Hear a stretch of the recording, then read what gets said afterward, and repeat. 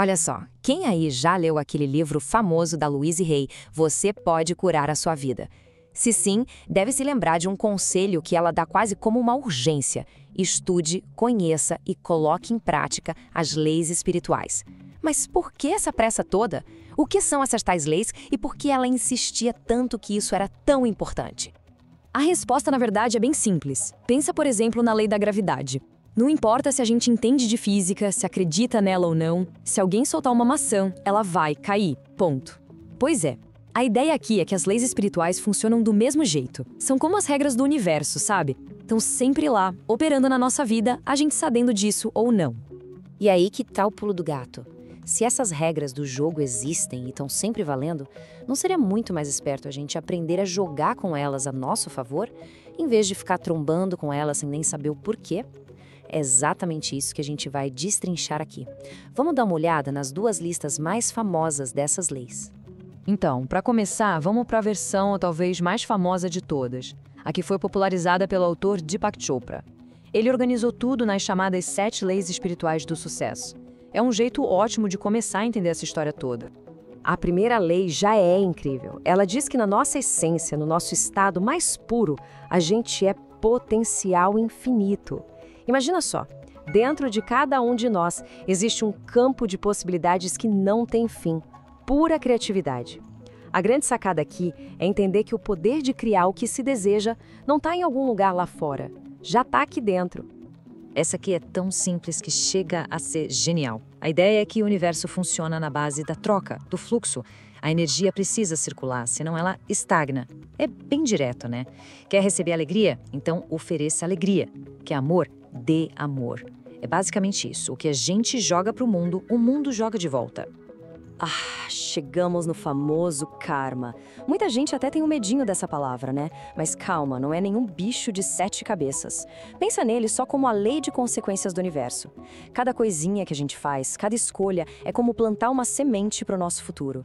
Então a pergunta que fica é: as sementes que estamos plantando hoje vão gerar bons frutos amanhã?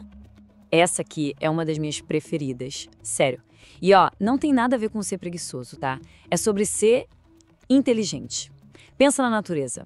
A grama não tenta crescer, ela só cresce. O rio não luta para chegar no mar, ele só flui. A ideia é parar de brigar com a vida e começar a surfar a onda, sabe? Agir com mais leveza, com menos resistência. Agora a gente começa a entrar na parte da mágica da coisa. A parada é a seguinte: quando a gente coloca uma intenção bem clara, bem focada naquele campo de potencialidade que a gente falou antes, é como se a gente ativasse um poder gigante que começa a organizar tudo para aquilo acontecer. É tipo apontar uma flecha para o alvo certo no universo. E aí vem um paradoxo que pode dar um nó na cabeça no começo.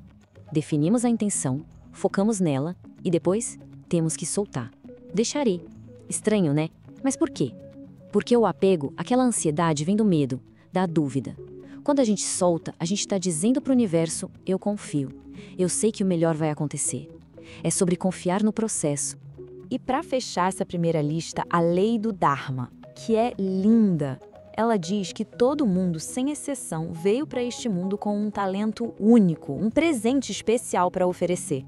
E a parte mais legal é que quando a gente usa esse nosso dom para servir as outras pessoas, é aí que se encontra a verdadeira alegria, a verdadeira abundância. Beleza, essa foi a lista do Chopra, mas a história não para por aí. Agora a gente vai para uma versão mais expandida, digamos assim. São as 12 leis universais. Pensa nela como se fosse um zoom in, com mais detalhes sobre essas regras do universo. Bora passar pelas 6 primeiras, bem rapidinho. Primeiro, mentalismo. Tudo, mas tudo mesmo, começa na mente. Depois, correspondência. O que tá fora é só um espelho do que tá dentro. Vibração.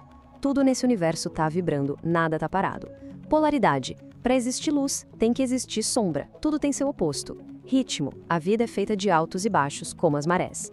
E, de novo, causa e efeito. Opa, peraí, essa de novo? Sim, a lei de causa e efeito, o karma, tá em todas. E se ela parece tanto assim, é porque o recado é sério, né? É um princípio-chave. Nossas ações sempre, sempre mesmo, voltam pra gente de alguma forma. O universo está praticamente gritando: gente, presta atenção nisso. Continuando com a nossa lista, lei de gênero, que fala do equilíbrio entre as energias feminina e masculina que existem em tudo. Livre-arbítrio, que nos dá o poder de escolher. A famosíssima lei da atração, o que a gente vibra, a gente atrai. Aí vem a lei da ação, um lembrete super importante de que não adianta só pensar, tem que fazer acontecer. A lei doadora, que é aquela do dar para receber. E para fechar com chave de ouro, a lei da unidade divina. A ideia maravilhosa de que somos todos um, todos conectados. E quando a gente coloca as duas listas lado a lado, olha que legal.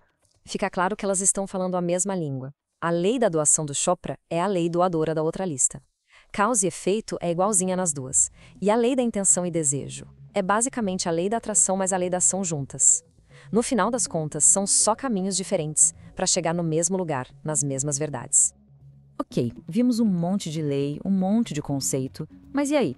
Por que tudo isso importa na prática? A resposta para isso nos leva de volta para o começo da nossa conversa, Louise Hay. Porque isso aqui não é só uma filosofia bonita para a gente pensar.